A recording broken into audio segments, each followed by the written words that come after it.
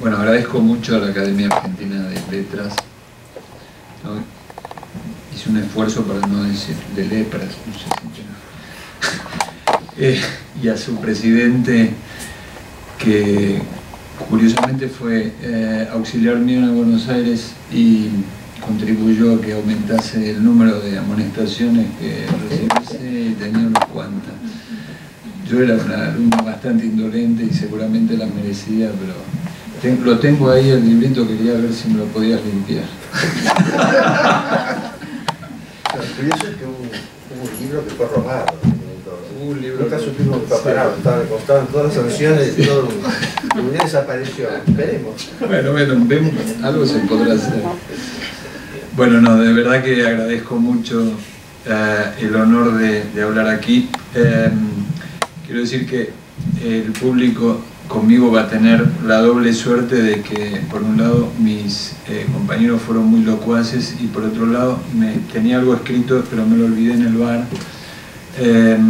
O sea que, y como mi memoria es pobre, creo que voy y además el sujeto de mi charla soy yo mismo y tengo relativamente poco que decir. Pero bueno, básicamente lo que voy a hacer, me voy a ofrecer como eso, como objeto de estudio viviente de lo que es un traductor argentino que trabaja y viene trabajando en España desde hace 35 años, o sea, yo soy un poco el producto de todo lo que dijo hasta ahora Marieta, es decir, con todo eso a cuestas, sin saber demasiado que lo llevaba a cuestas, me fui a España hace ya más de 35 años. Por supuesto, cuando yo llegué ahí no tenía ni idea de que iba a ser traductor,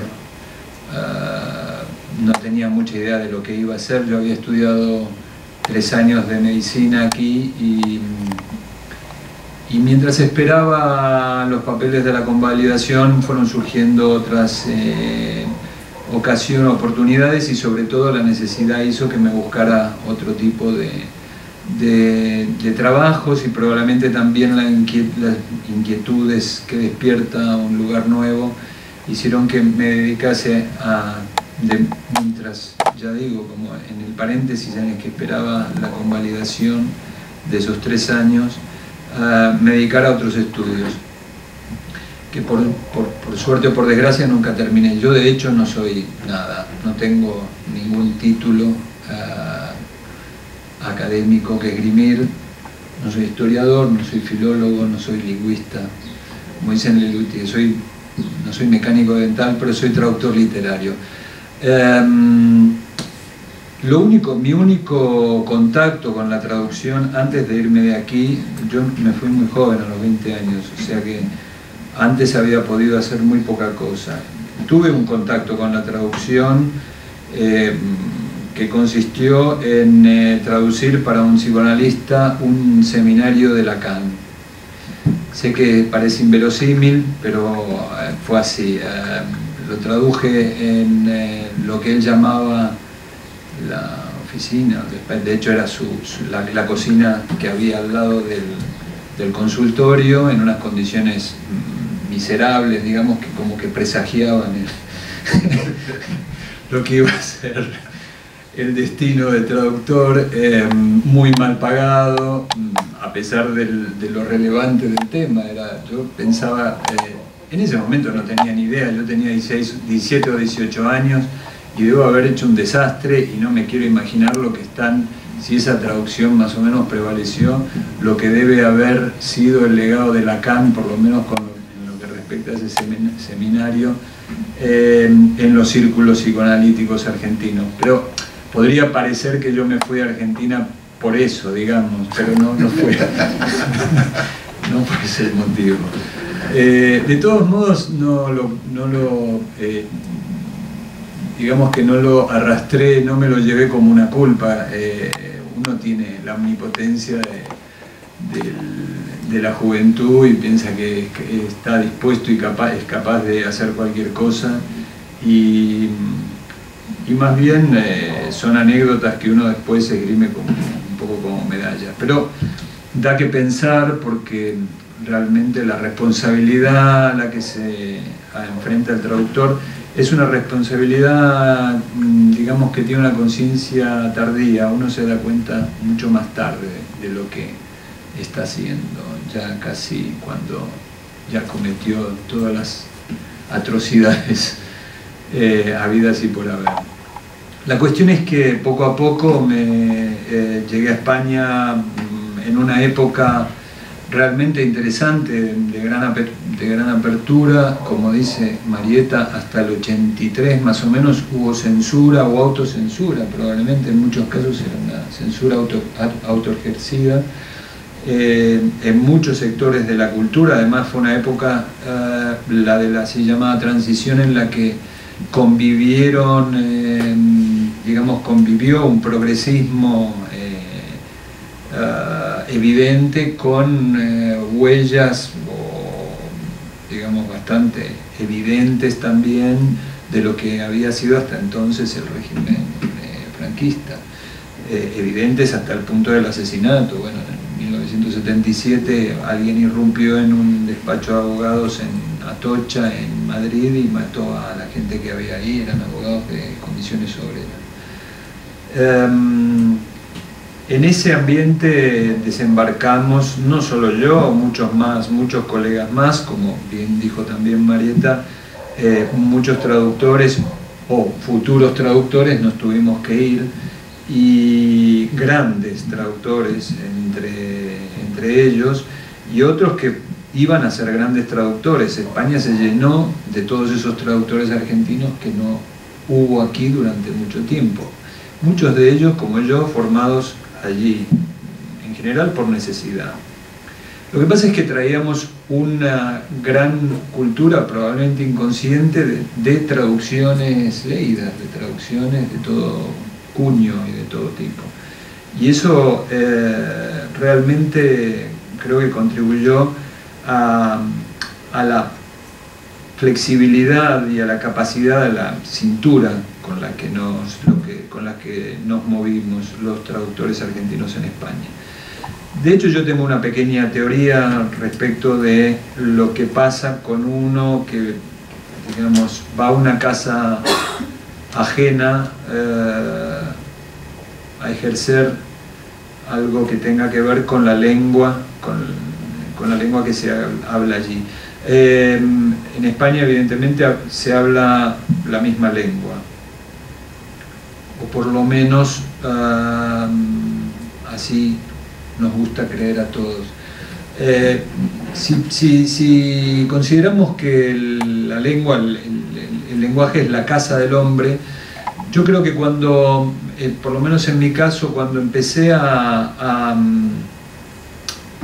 habitar esa casa de una manera más profesional, es decir, con mis primeras traducciones, digamos que entré en una etapa de inquilinato, es decir, no de inquilinato, de hospedaje. Es decir, me habían hospedado en esa casa y yo, como huésped, debía evidentemente gratitud hacia quienes me habían hospedado, y también de alguna manera una gratitud que se debía pagar, incluso si no en especias, también onerosamente. De hecho, la etimología de la palabra huésped tiene que ver con eso, con alguien que habita un lugar de otro y lo tiene que retribuir de alguna manera ese espacio que se le cede. Yo empecé a traducir cualquier cosa menos literatura. Empecé a traducir probablemente cosas que tenían que ver con medicina o psicología, pero mucha cosa más.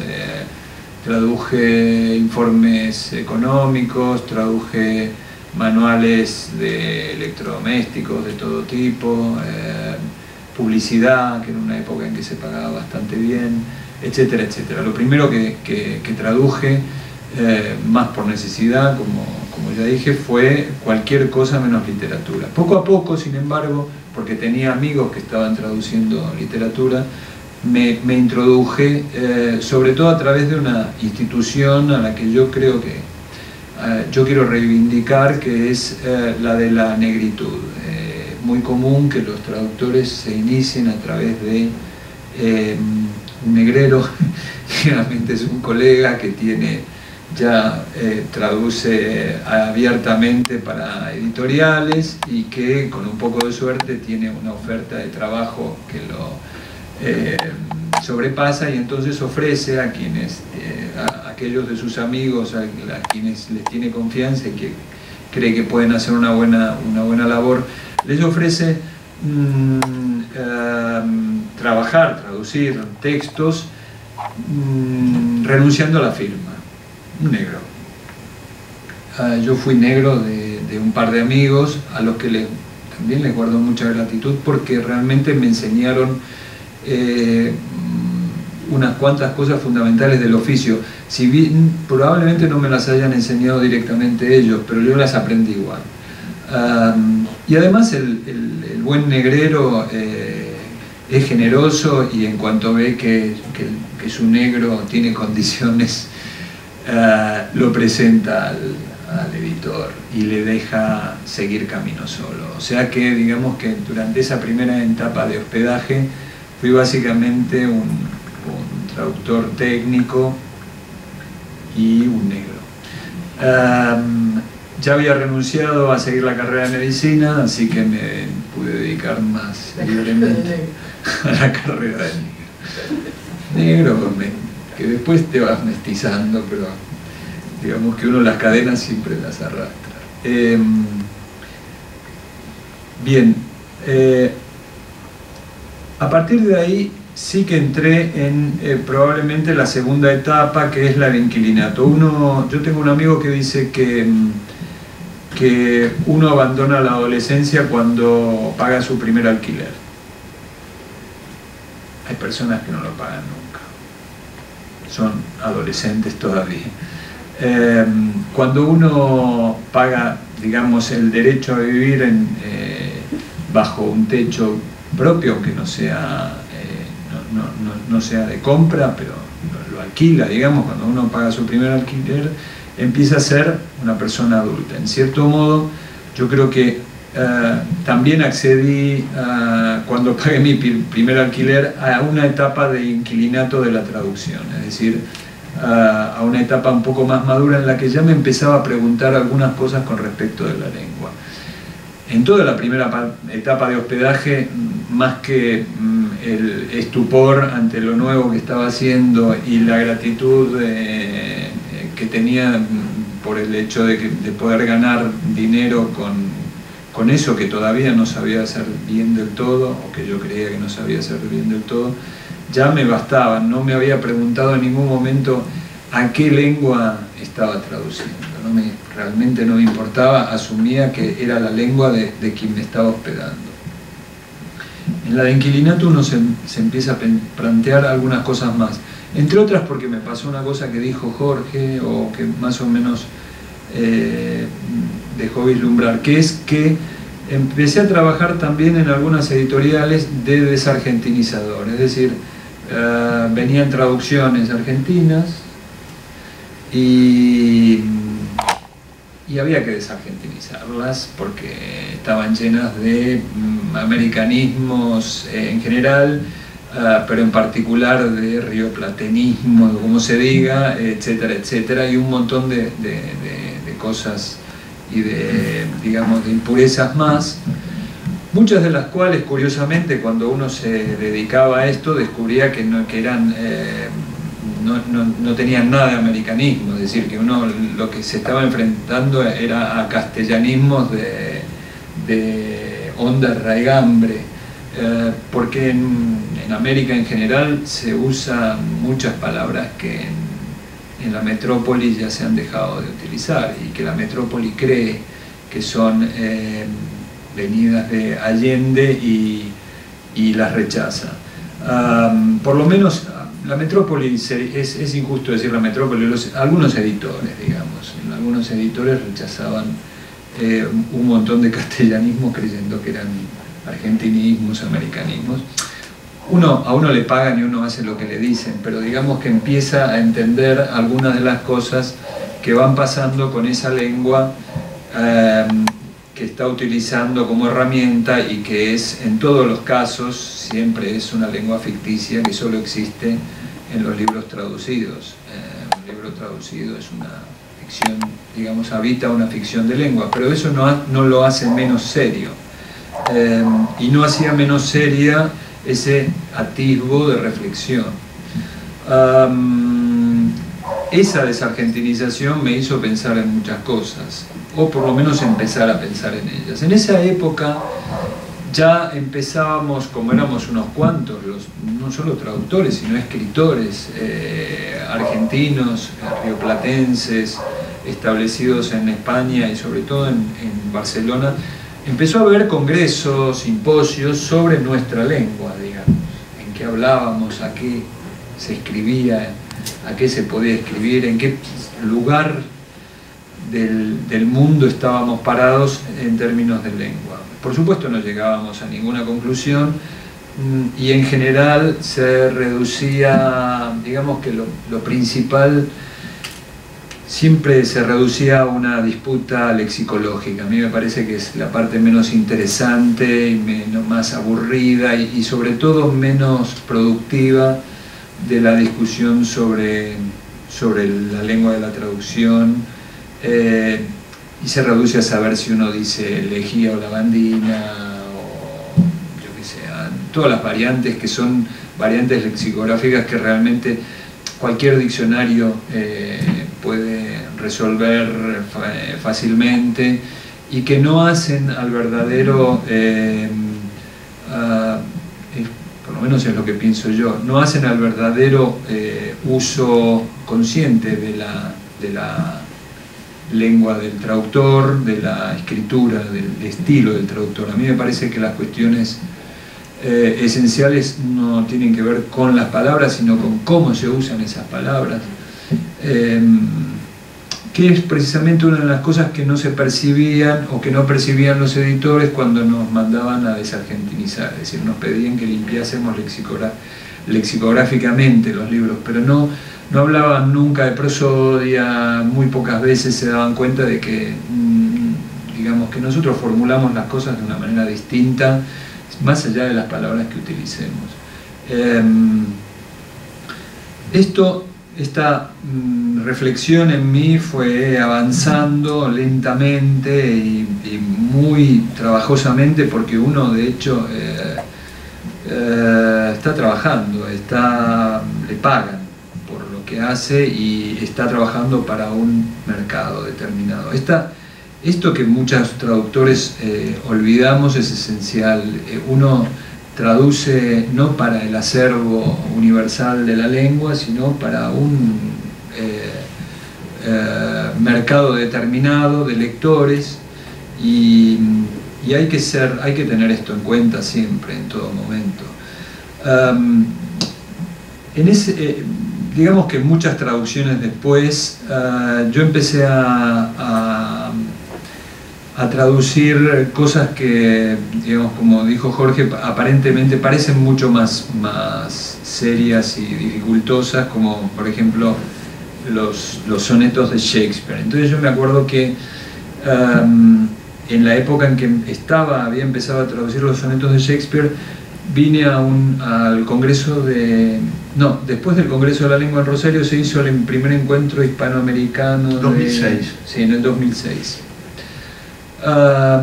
Y ahí me encontré por ejemplo, con Miguel Ángel Montesanti, que también acababa de publicar su traducción de los sonetos y que tenía la idea de hacer una traducción que ya hizo y publicó con una variante mucho más cercana, una variante rioplatense. Pero en ese momento estuvimos discutiendo sobre el asunto y también estuve charlando sobre eso con Luis Martínez de Merlo, que es un poeta y traductor español que estaba revisando su traducción de la Divina Comedia, que a mí me gusta mucho, a pesar de que defiendas más la de Olicino, a mí me gusta mucho.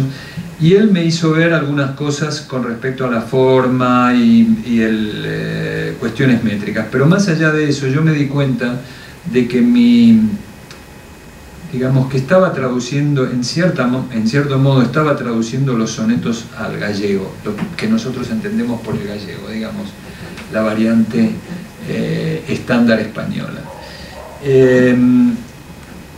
Sin embargo, y a pesar de eso, porque además me los había encargado una editorial española, creo que pude, digamos que creo que tengo una coartada que me salva, digamos, de esa aparente traición que uno hace con respecto a la lengua. Cuando uno traduce poesía, lo que quiere, digamos, está mucho más cerca aparentemente o probablemente de la esencia del lenguaje, y entonces esa traición, digamos, uno la nota mucho más que cuando está traduciendo narrativa. No sé si te pasa a vos, Jorge, pero a mí me pasa mucho más. Estás más cerca, te sentís más cerca de la lengua y por lo tanto las heridas son más, se ven más, el sangrado se ve más. Sin embargo, yo me di cuenta también, probablemente ya, quizás alguien me lo haya señalado, pero yo me di cuenta y en cierto modo se volvió una necesidad consciente, que algunos de los sonetos sonaban a tango, a pesar de que estaban traducidos, digamos, a la variante estándar española, con la conjugación española, etcétera, etcétera. Eso tiene... Me di cuenta, no sé si me di cuenta. Me pareció que Shakespeare de repente tomaba temas tangueros y entonces creí que la mejor manera, me di cuenta, sí, probablemente después de hacerlo, que la mejor manera de traducir eso era llevarlos a ese terreno. Y hay algunos de los sonetos de la edición que salió allá publicada en Galaxia Gutenberg, que yo creo que suenan claramente a tango. En esa época, digamos, de mi reflexión sobre la lengua de la traducción, creo que ya había pasado al tercer estadio, que es el de la ilusión propietaria. Es cuando uno ya compra una casa, digamos que empezaba a creer que habitaba una casa propia. Precisamente, o probablemente por esto, confieso que en este momento estoy ahí, estoy en plena etapa de ilusión propietaria, la ilusión de creer que uno es propietario de la lengua que habita, cuando es evidente que esa propiedad, digamos, está atravesada por un sinfín de circunstancias que no controla, digamos que hay un momento en que uno no sabe si tiene tiestos de geranios o macetas de malbones.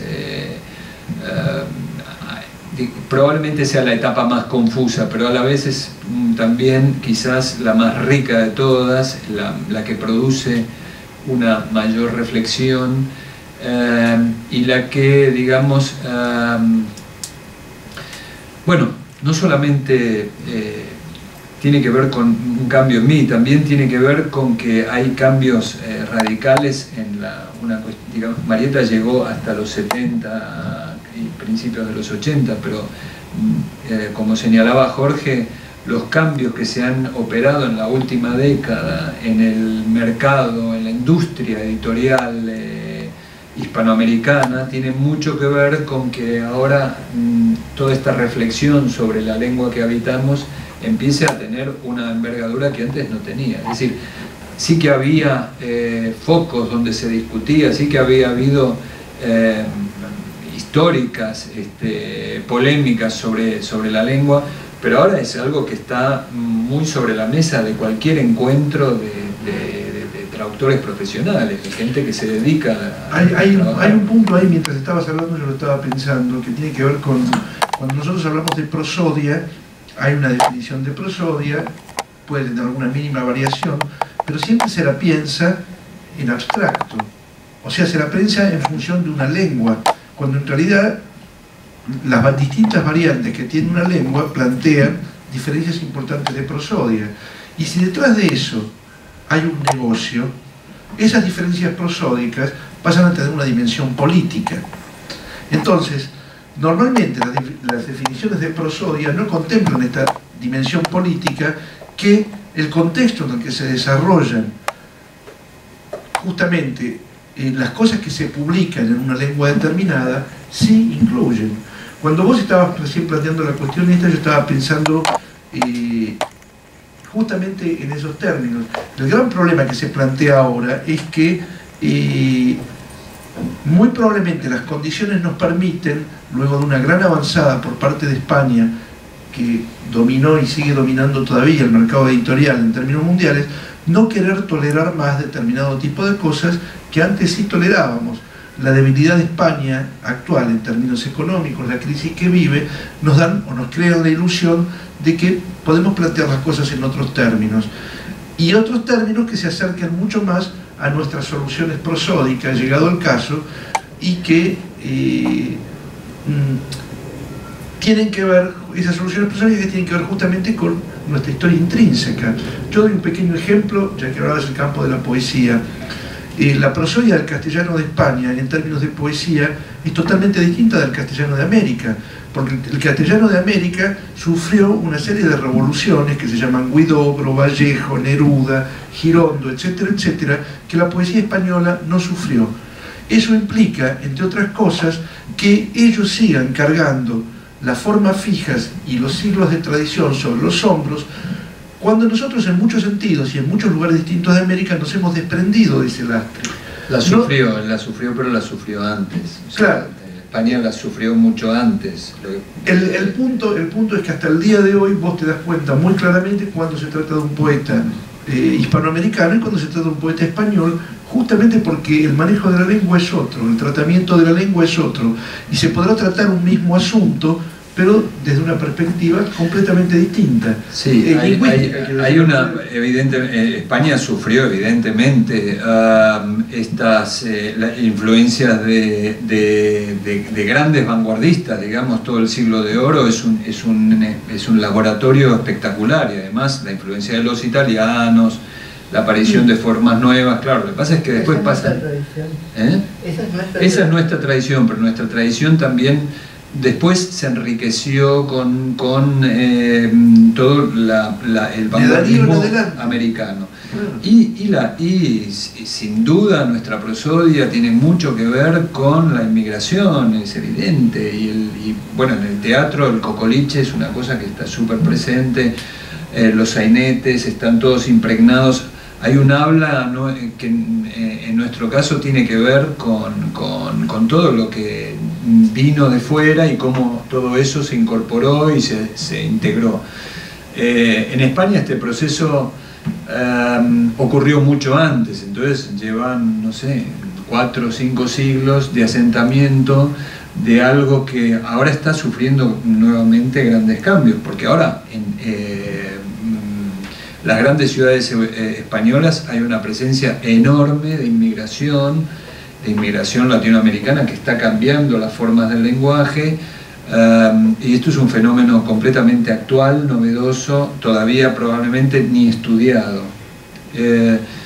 Todo esto que no tiene incidencia todavía, una clara incidencia en la literatura y mucho menos en la traducción, muchísimo menos en la traducción. Pero el problema de la traducción es que uno está escribiendo sobre lo escrito, es decir, es una doble ficción de lengua. Este es el problema, este es el gran tema. Nosotros aquí, ahora si nos pusiésemos a discutir, difícilmente estaríamos de acuerdo sobre cuál es el idioma o la lengua de los argentinos o el habla de los argentinos, pero mucho menos sobre cuál es la lengua de la traducción de los argentinos. Si es que eso existe, pero de hecho existe porque existen los libros, ¿no? Entonces, todo esto que es muy difícil de decir, porque estamos hablando tratamos de asir el lenguaje con el lenguaje. Es como si un pez necesitase, no, un pescado necesitase de la caña de pescar para saber cómo era cuando era pez. Digamos que ya está, fuiste. Esto a uno le pasa constantemente con el lenguaje.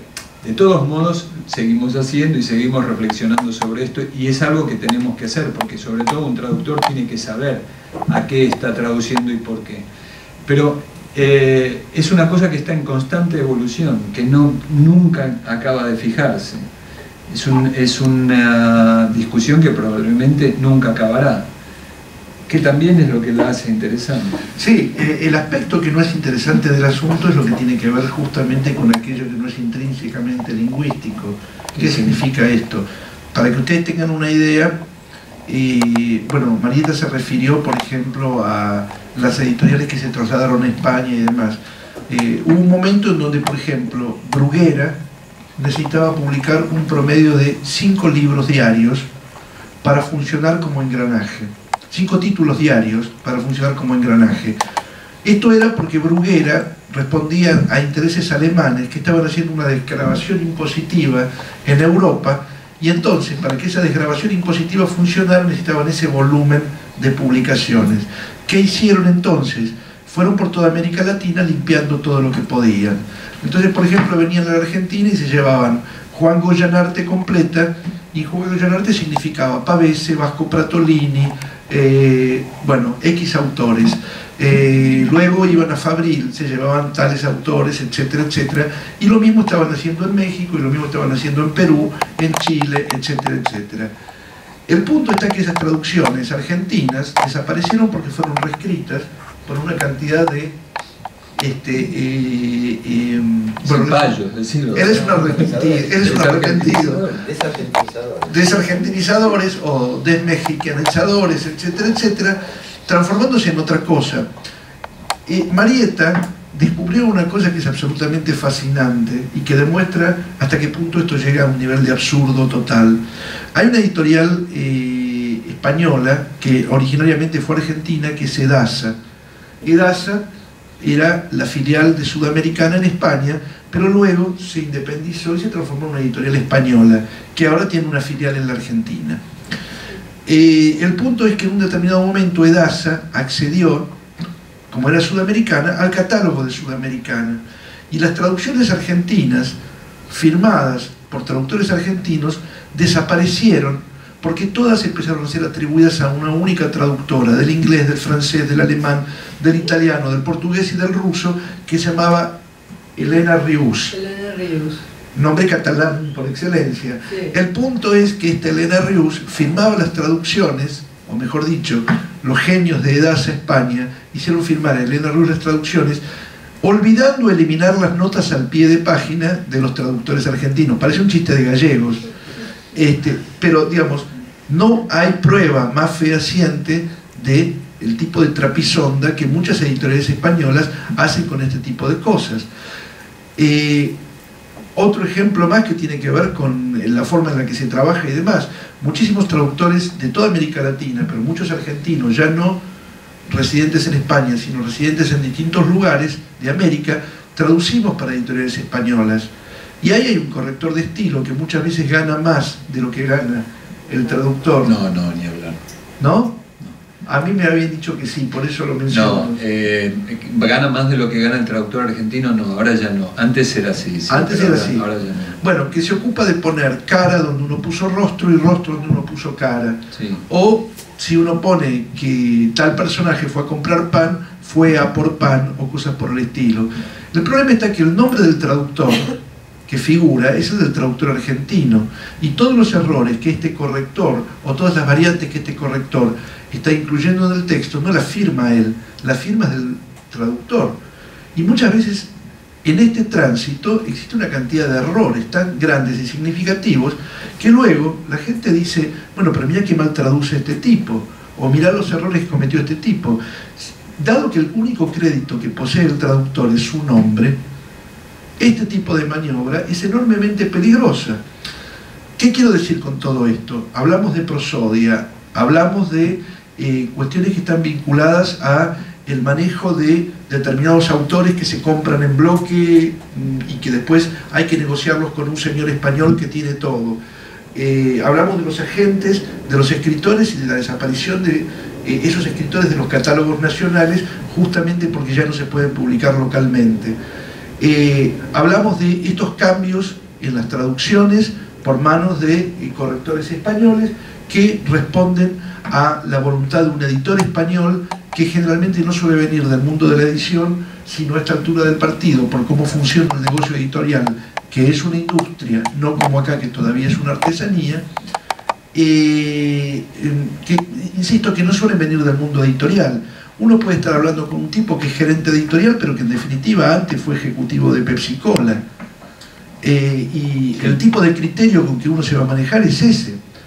Si esto fuera solamente en el mundo editorial... Bueno, pero Jorge, eso es digamos, uno de los riesgos de la industria, pero hay cosas mucho que tienen que ver con la lengua o con la traducción que son mucho peores. Es decir, cuando vos te tenés que enfrentar con un señor que viene de una universidad de ciencias empresariales, ya sabés lo que te va a decir y en definitiva, bueno, uno puede,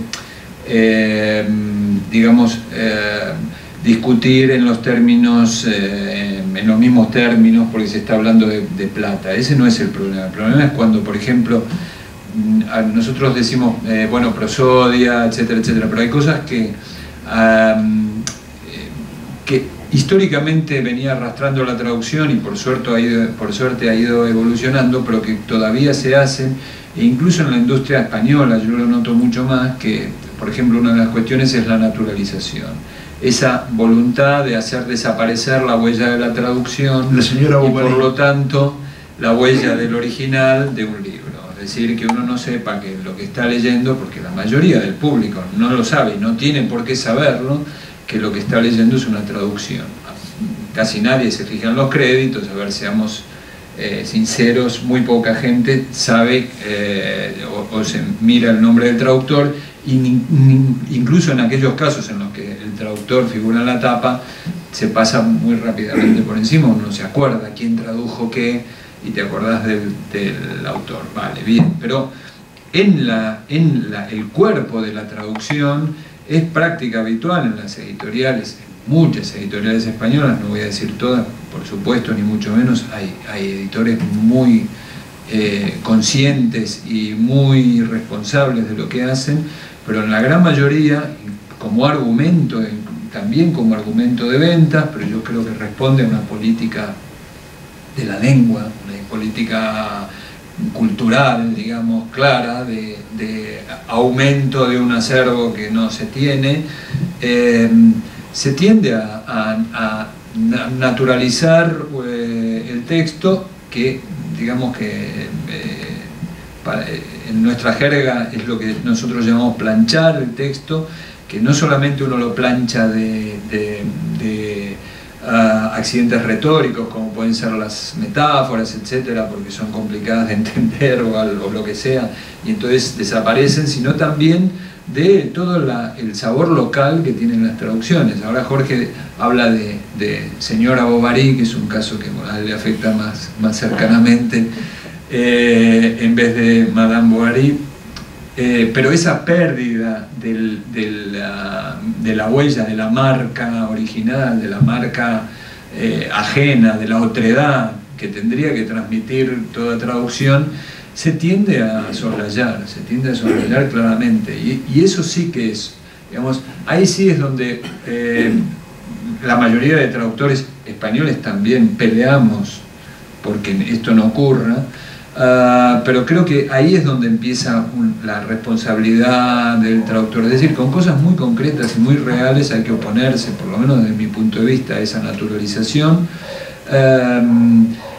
y con respecto a la lengua, ser lo más natural posible. La lengua natural del traductor, que por supuesto no es una cosa estática, yo no hablo igual ni escribo igual que cuando me fui de aquí hace 35 años, pero tengo una lengua natural y yo creo que es hacia ahí donde hay que tender. Evidentemente esto está totalmente condicionado por la industria, que cree que se venden mejor unos libros que otros, y no creo que nuestra responsabilidad está en convencer a editores, públicos, lectores, críticos, que son muy ignorantes de las cuestiones que tienen que ver con la traducción, de que la lengua natural es la mejor y que la naturalización es un crimen. Sí, yo quería decir dos, primero, no sé cómo relacionar las observaciones porque están relacionadas. Primero sobre Boris Spivakov, al que yo admiro ciegamente, independientemente de los desmanes que haya hecho. Por el hecho de que en principio, digamos, estamos hablando de proyectos editoriales que no fueron rentables. Yo no creo que él haya ganado dinero personalmente. Es decir, además creo que una editorial universitaria no estoy muy segura que tenga que pagar derechos como si fuera una editorial comercial. Es muy probable en esa época que no se pagaran derechos, porque nadie pagaba derechos. En la Argentina ni en España tampoco. Es decir, no se pagaban derechos en los años 50 y 60. En España hasta el 81, hasta el 86, no. Cuando hay el refundido de la EPS. Entonces, y por otro lado, digamos, la editorial Centro, yo he estudiado las traducciones. Ellos cuando copiaban de Aguilar ponían. Es decir, hay un margen que no, porque empiezan a hacer como antologías lo loco y entonces ahí sí ponen cualquier cosa. Pero en capítulo, en esas cosas que han quedado para la posteridad, digamos, está el nombre de los traductores y están que son de Aguilar. Hay muchas traducciones de Aguilar. En una época en que la traducción española era muy buena, es decir, era muy neutra, muy poco naturalizadora, era como otra cosa, ¿no? Entonces, yo la verdad que nunca se hizo lo que se hizo después, es decir, de elegir, bueno, de llevarse géneros, catálogos, colecciones, digamos. En el caso, por ejemplo, de lo que es hoy Planeta, que en Planeta está Paidós, que fue una gran editorial de psicoanálisis, de psicología y de educación. Ahora edita libros de autoayuda. Crítica, que es una editorial española, que era una gran editorial de ensayo histórico, etc. Ahora edita, no sé, cosas de cómo hacerse rico, digamos, ¿no? Planeta está Minotauro, estaba Minotauro. Minotauro ahora edita fantasía, sí. Ya no más dice, es decir, esto es lo que decías antes de planchar, digamos, más planchado están las editoriales, ¿no? Entonces, esto es un fenómeno económico. Se plancha el catálogo. Sí, es un fenómeno económico de muy vasto alcance que lo único que señala es que, bueno, aquí en la Argentina nos hemos quedado completamente desfasados y que en algún lugar habrá que colocarse, porque estas serían las reglas del juego, digamos, ¿no? Ahora bien, también hay un margen de discusión sobre esto, porque yo no creo que una editorial tenga que necesariamente ser un negocio, digamos, ¿no? Pero bueno, respecto del uso de la lengua, que es un poco la cuestión que es también diferente. Todo ese grupo de editoriales que editaban aquí, Aguilar mismo, que sacó cosas muy buenas, traducían a la manera española. Decía, a ellos ni se les ocurrió que tenían que traducir a la manera argentina. No solo eso, sino que en los comienzos Lozada corregía las traducciones españolas para que las traducciones argentinas para que fueran españolas, ¿no? Entre ellos a la madre de Borges, que hizo las primeras traducciones de la colección de Lozada. Bueno, está la famosa traducción del Ulises de Salas Subirats, que ahora no suena argentina, pero que estaba, digamos, hecha para el oído español. Es que la traducción, cuando uno la mira el original, es decir, lo de las traducciones argentinas es hasta cierto punto, es decir, hay algunas palabras argentinas. Yo estoy mirando acá, porque cuando decías cómo se traducía acá, ¿qué es la traducción argentina? En la cuarta línea aparece un autobús. No sé si lo corrigieron o si el señor del carril decidió poner autobús, una palabra que aquí no se usaba nunca, digamos, ¿no? Y podría mirar a ver qué hay, ¿no? Pero respecto a nuestra llegada a España, hay una cosa curiosa que a mí me resulta muy llamativa, porque a mí me pareció siempre normal lo que Andy dice. Es decir, nosotros éramos huéspedes, inquilinos, realojados, no sé. Entonces, pero yo hace poco me pregunté, hace pocos años, ¿y por qué a nadie se le ocurrió usar el lenguaje argentino? Allá. Es decir, ¿por qué teníamos algún tipo de bloqueo, por decirlo de alguna manera? Porque esto fue unánime. Porque estas personas que te daban trabajo para ser de negro o de blanco, te daban el trabajo que eran alguien, digamos, como alguien que tenía esas posibilidades y te decía, bueno, vas a hacer esto, acordate que no se dice pileta, se dice piscina, que no pongas recién porque recién en castellano no existe, y donde hay lo, ponle, digamos, ponele. Entonces, quien te daba esas instrucciones era otro argentino. Todos los por lo tanto tenían que ser por tanto. Exacto. Entonces te pasabas tachándolo. Entonces uno tenía así como unas pequeñas listas, qué sé yo, hasta que uno lo fue interiorizando.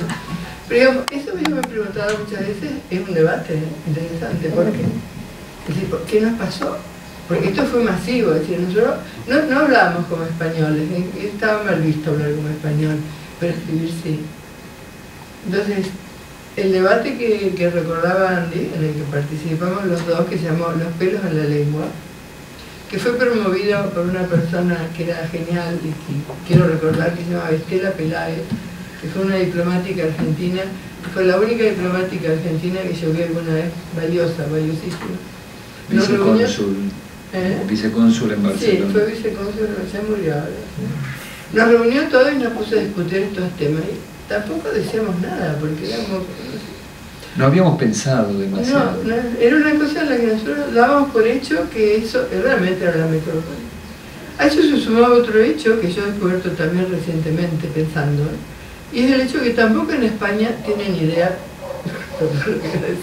del castellano de América. Es decir, no hay ninguna idea, porque yo trabajé toda mi vida en el departamento del cual el director de la academia fue director, que fue José Manuel Rego, era mi director. Y yo he hecho seminarios de doctorado con él, y ahí se discutía, por ejemplo, el voceo. Y me decía, el voceo es una cosa de uso popular, no, el voceo es un uso oculto en la Argentina. Ah, no, dice, pero entonces buscaban bibliografía y estaba descrito, estoy hablando de los años 70, como un uso todavía popular. Digo, no, en la Argentina, pero la gente culta no habla de tú, no, en la Argentina la gente culta no habla de tú, habla de vos. Pero digamos, esa ignorancia en un lugar central se podría extender hacia toda la sociedad y abarcar las editoriales, con lo cual realmente nosotros no teníamos una lengua que nos representara. Esto es otro tema interesante. Es decir, teniendo en cuenta la política, tanto lingüística como editorial que existe, es como dirigirse hacia la nada, ¿no? Porque ahí, del otro lado, ellos no tienen nada, no saben qué hay. Marieta, era todavía peor, porque como traductores se entiende, te hacen un encargo y lo traducís, te piden que hagas un baño y le pones los azulejos que te dice el cliente, no le vas a poner los que vos querés. Pero cuando la gente que escribía, digamos, los autores, entre los cuales yo me incluyo más o menos, pero porque yo siempre fui un poco díscolo, pero Marcelo Cohen, Horacio Vázquez, la gente que radicada ahí, que escribía, también hacía esas concesiones, es decir, tampoco se mostraba del todo argentina, también escribía para alguien, para un lector que no eran ellos mismos. No, bueno, los ensayos y artículos todavía también se entiende, pero lo curioso es que la literatura producida ahí, en cierto modo también había la veleidad de conquistar un mercado, que en ese momento era un mercado próspero, y uno pensaba, mejor vender libros en España que venderlos en Argentina, donde no vas a ganar un mango, digamos, era un poco la visión. Pero interrumpo un segundo, dada la hora, para preguntar si alguien quiere hacer algún comentario o demás, porque si no estamos charlando entre nosotros. Sí.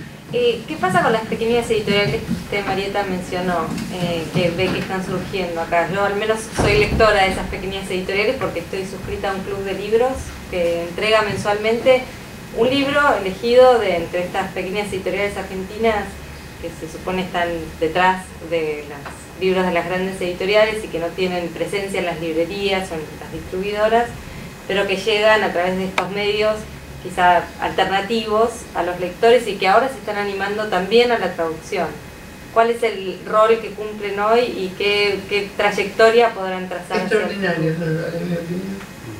Porque las editoriales antiguas de la Argentina, me podrán ayudar, pero digamos, de las argentinas propiamente dichas quedaron Corregidor, que sobrevivió, De la Flor, Coligüe, y nada. Bueno, Claridad. Claridad, pero es otra ahora. Sí. Luego, Losada. MC es español. No, MC no. MC se compró en el año. Planeta.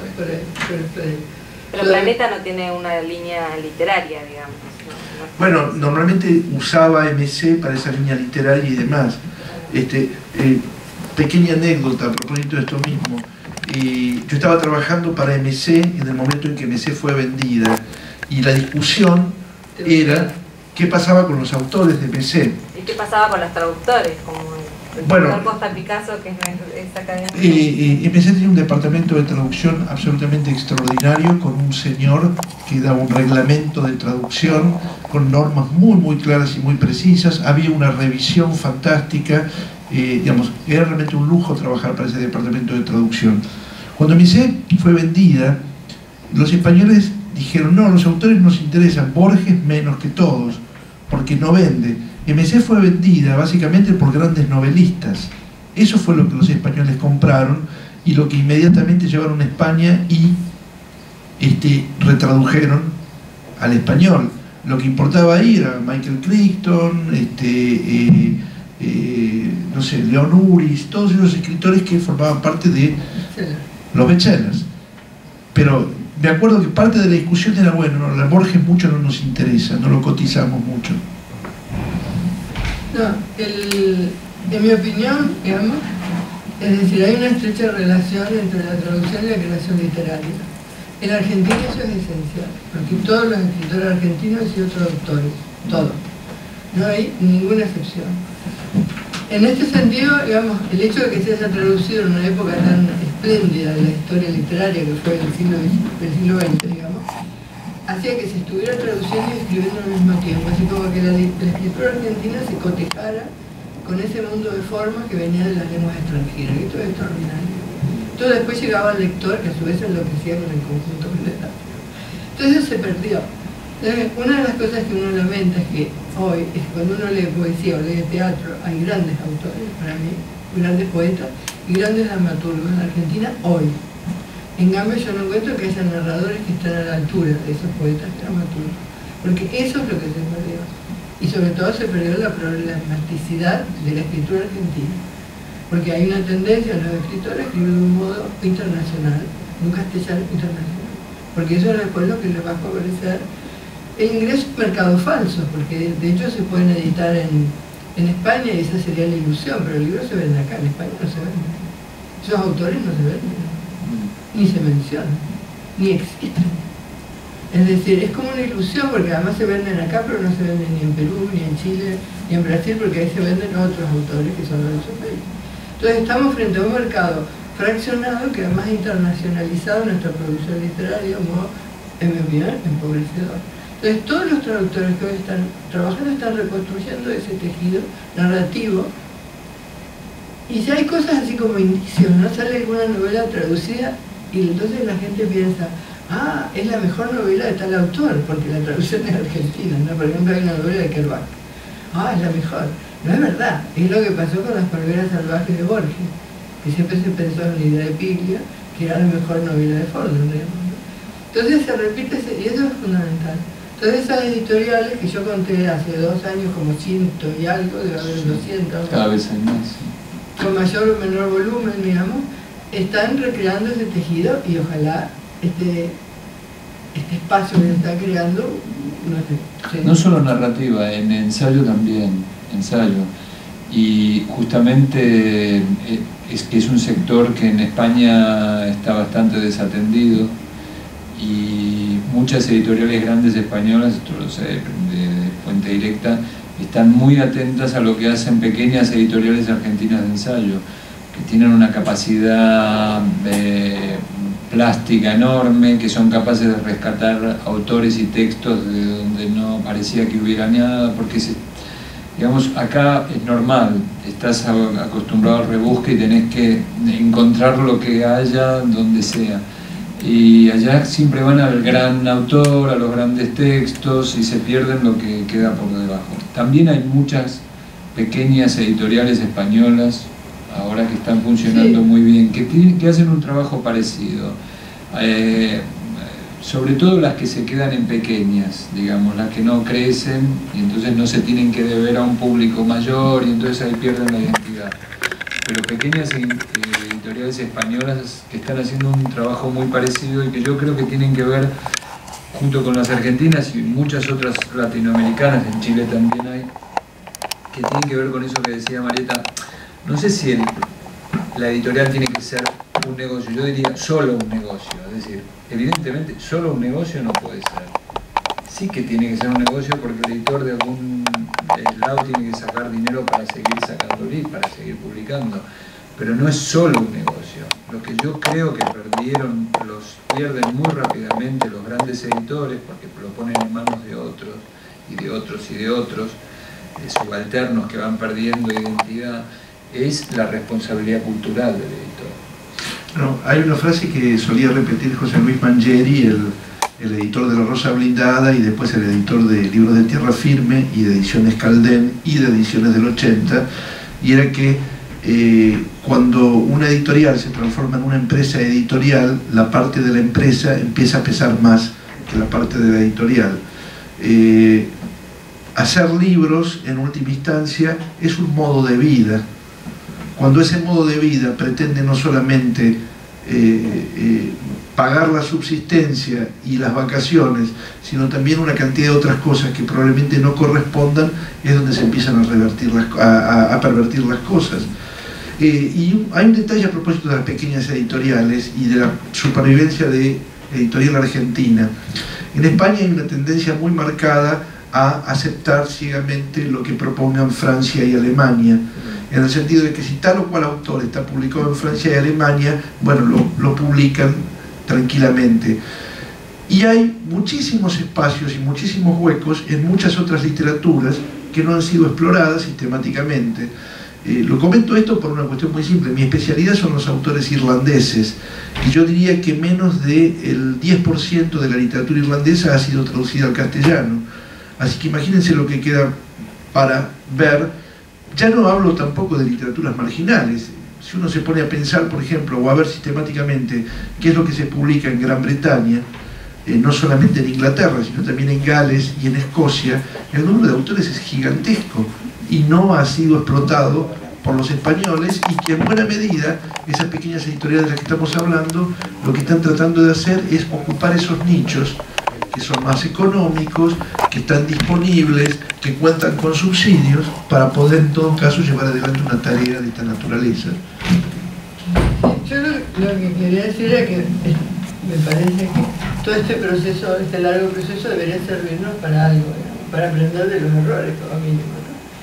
Es decir, evidentemente frente a nosotros hay grandes conglomerados industriales del libro. No sé qué destino van a tener, debe haber alguna regla económica, yo lo ignoro, por lo cual, digamos, la tendencia a la monopolización debe ser, digamos, una tendencia natural, y esto es lo que redunda en que haya en toda América Latina 164 filiales de editoriales españolas. En Argentina hay 25, en México hay 35, en Estados Unidos también hay ahora como 20. Entonces todo eso yo entiendo que no tiene nada que ver con el mundo de la cultura, como muy bien acabas de decir. Entonces esto es algo imparable. Yo creo que no ha podido detenerlo, o estaba en los genes de este proceso empresarial que empezó en 1898 en realidad, que tenía que terminar así, ¿no? Pero para quienes estamos al margen de eso, que casi todos los países de América han quedado al margen de esta especie de voracidad, porque no es necesario venderle libros a todo el mundo, ni son los únicos que venden los libros, ni nada por el estilo. Pareció brutal, no sé, habría que ver cuál es el porcentaje acá, que seguramente no es mucho mayor, tampoco nos hagamos grandes ilusiones, pero es bestia que la gente compre libros y no los lea. ¿Qué hacen con los libros? ¿Los ponen para por si una pata de la mesa está más corta? No entiendo, no sé qué puedes hacer con un libro.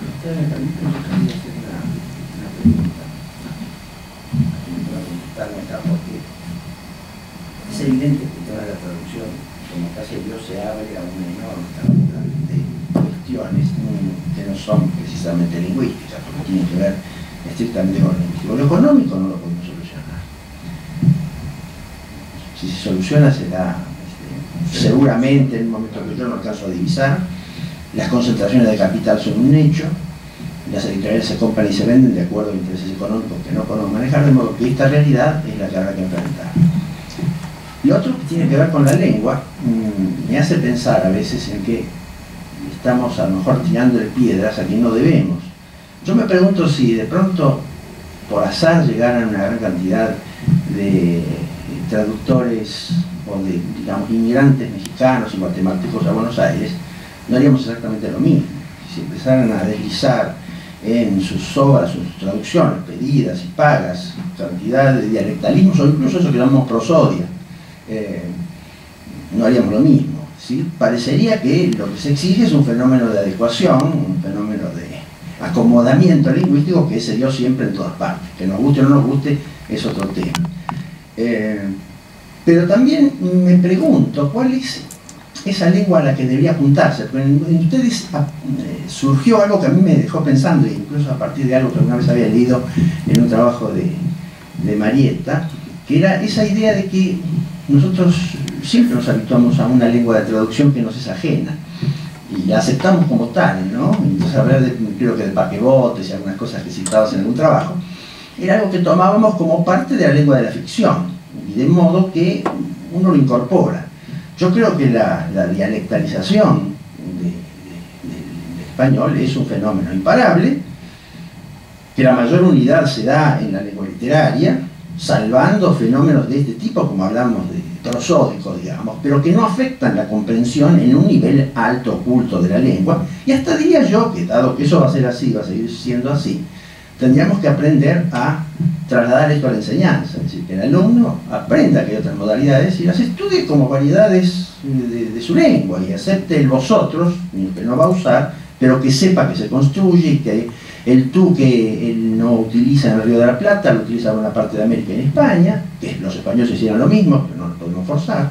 Es decir, cambiar un poco el ángulo de nuestras exigencias, de nuestra mala posición económica desde hace mucho tiempo, empezar a superar, claro, las consecuencias de la minusvalía lingüística que fuimos sometidos durante tanto tiempo por, bueno, esto que hoy se comentó tantas veces acá, aquello que fue impuesto desde España y que resultó siendo para ellos un buen negocio después. Pero me parece que no sé hasta dónde podemos llevar esto, ¿no? Y tendríamos que preguntarnos, bueno, entonces, ¿qué tenemos que hacer? ¿Vamos a hacer traducciones diferenciadas por región? ¿Va a haber una traducción para el Río de la Plata para que nos sintamos cómodos? Eso, si fuese así, sería rentable económicamente. ¿Había alguien que estaría dispuesto a traducir una obra de teatro norteamericana, digamos, manejando el slang, para el Río de la Plata exclusivamente? Y de pronto en Chile a lo mejor desconocerían la mitad de las formas que utilizaríamos en esta región, o incluso dentro de Argentina y demás. No sé, es algo que se va a ocurrir a partir de aquí. Hay dos o tres cosas que me imagino que entre todos podemos completarlas. La primera, yo diría que en América Latina en general hay una especie de coiné de la traducción. Cuando digo coiné de la traducción, quiero decir que una traducción mexicana nos entra mucho mejor que una traducción española. No sé, una traducción... No. Una traducción chilena, una traducción chilena, por ejemplo, si uno piensa en las editoriales Zigzag o Arcilla, editoriales importantes en la década del 50 y 60, entonces yo me acuerdo que la primera versión que leí del Gran Gatsby era chilena, y hasta el día de hoy la tengo como muy buena, comparativamente con la española que salió hace poco, es 20 veces mejor. Y hay algunos... mejor y menos marcada para nosotros. No solamente eso, estoy diciendo que hay determinado tipo de rasgos estilísticos que están más logrados, están menos planchados, utilizando la jerga que estábamos refiriendo antes. Yo no conozco planchado. El segundo dato, me parece a mí, tiene que ver con algo que tiene que ver con la realidad y que ya nos superó. Yo tengo hijos chicos que ven televisión y que de pronto vienen y te hablan de que quieren que les compres un papalote. Y de pronto entran en nuestro léxico o en nuestra comprensión un montón de mexicanismos, un montón de palabras de Venezuela. No solamente es bueno, sino que nos crea una plasticidad, una flexibilidad respecto de las distintas provincias lingüísticas del castellano que muchas veces yo tengo la sensación los españoles no tienen, justamente porque hay una tendencia a la uniformidad. Suponete, nosotros vemos una película doblada en México, doblada en Puerto Rico, una novela venezolana, otra colombiana, accedemos a un noticiero chileno y escuchamos a la CNN en esa especie de polilingua del castellano con la que se manejan. Los españoles en general doblan todo al español de España. Y si vos ves de pronto una película de Bergman, como me pasó a mí la primera vez que fui a España, y un tipo que la va a violar a Lee Bullman dice, quítate esas bragas, evidentemente tenés un juego de cintura mucho más acotado. En ese sentido, yo pienso que... Tendrías que aceptarlo como una variedad más. De la misma manera que estás aceptando la variedad mexicana, que tampoco lo que se dobla en las películas la a una cosa que no existe tampoco. Andy, la aceptás si no te excluye. Es como cuando antes no existía acá la reciprocidad respecto de que yo pago $100 una visa a Estados Unidos, que los norteamericanos paguen $100 cuando entran a la Argentina. Me da la sensación de que en ese sentido la idea que los españoles tienen de su propia lengua sigue siendo un tanto imperial, sí, sin duda, y por lo tanto nos excluye. En cambio nosotros tenemos una idea un poco más inclusiva de lo que sería la lengua. Si me permitís, yo creo que los españoles tienen una especie, digamos, de negligencia ingenua con respecto a América, es decir, el desconocimiento real no les interesa. Es un mundo que históricamente han visto como lejano y han podido resolverlo, como está visto acá, desde el punto de vista editorial, pro domo sua, es decir, en su propio beneficio, de modo que no les ha preocupado. Ahora, en la última reunión nos entregaron para corregir a las academias, porque las academias nos habíamos comprometido a revisar un libro que seguramente saldrá, según ellos quieren, para Navidad, que es El buen uso del español. Es un manual, digamos, sencillo para la escuela secundaria, diríamos, prácticamente, un lector de nivel medio.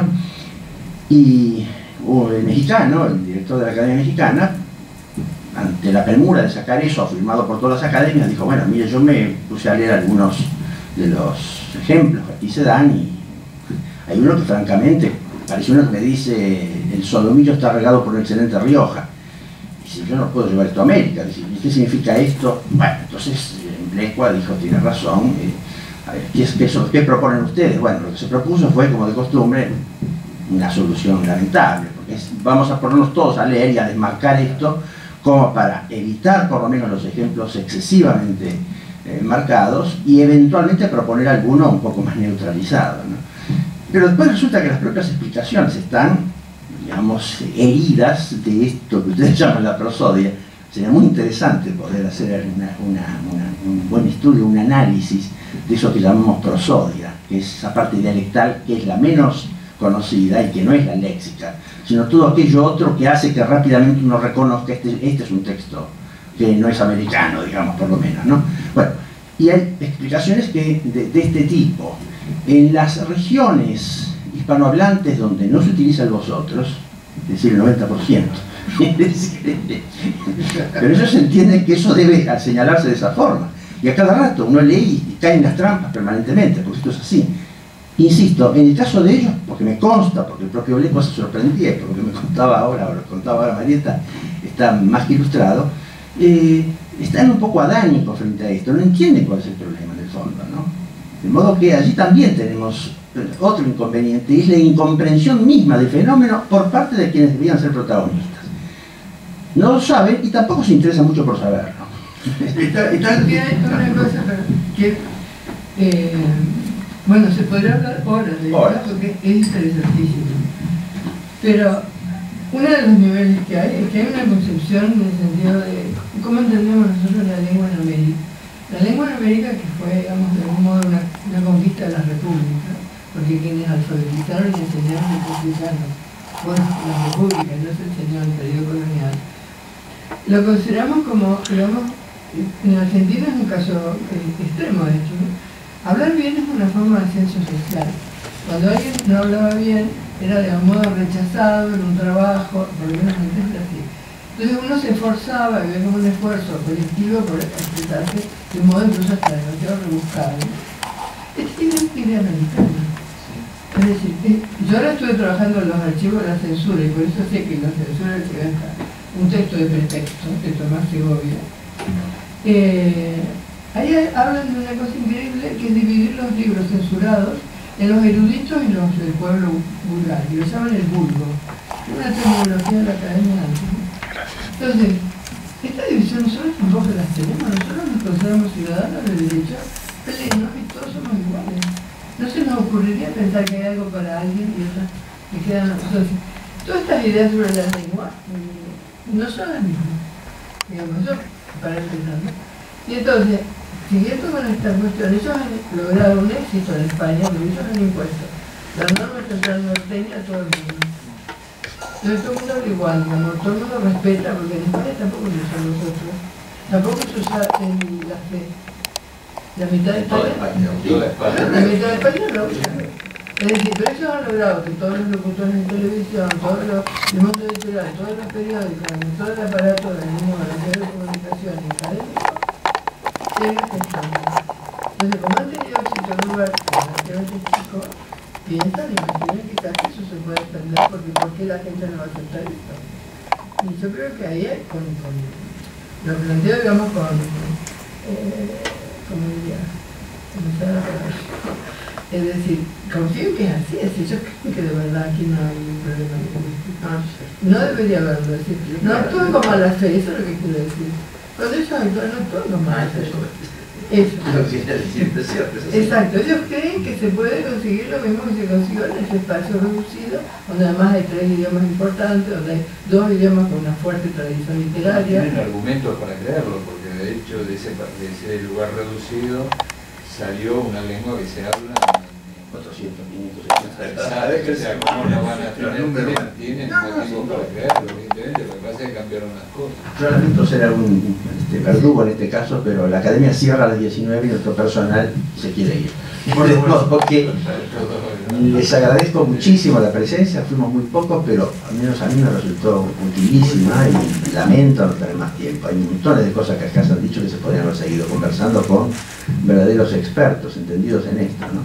Creo que nos dejó el apetito abierto y eso es lo más importante. Pero bueno, por razones laborales, digamos, yo tengo que pedirles ahora que dejemos aquí. Muchísimas gracias a todos.